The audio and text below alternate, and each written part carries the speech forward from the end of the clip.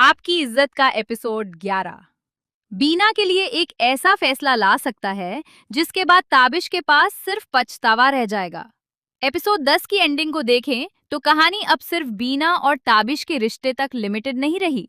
बीना के अंदर जो बदलाव आया है वो सबसे ज्यादा इंपॉर्टेंट है। पहले बीना हर सिचुएशन को बर्दाश्त कर लेती थी, लेकिन अब वो अपनी जिंदगी के फैसले खुद करना चाहती है। और एपिसोड 11 में यही चीज ताबिश के लिए सबसे बड़ी प्रॉब्लम बनेगी।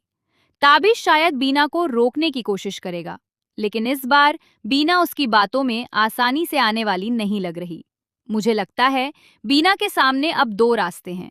एक तरफ उसका गुजरा हुआ रिश्ता है और दूसरी तरफ एक ऐसी जिंदगी है जहां वो अपनी मर्जी से फैसला कर सकती है।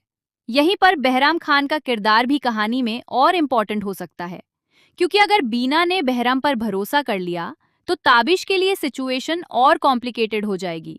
लेकिन मुझे सबसे ज्यादा शक एक और बात पर है। क्या ताबिश वाकई बीना को वापस चाहता है, या फिर उससे सिर्फ ये बर्दाश्त नहीं हो रहा कि बीना अब उसकी बात नहीं मान रही। एपिसोड 11 में इसी चीज का जवाब मिलना सबसे इंटरेस्टिंग होगा। और अगर ताबिश ने गुस्से में कोई गलत फैसला कर दिया तो बीना और ताबिश के दरमियान जो थोड़ा बहुत कनेक्शन बाकी है वो भी खत्म हो सकता है। बीना के लिए भी ये वक्त आसान नहीं होगा, क्योंकि दिल कुछ और चाहता है और इज्जत और खुददारी कुछ और।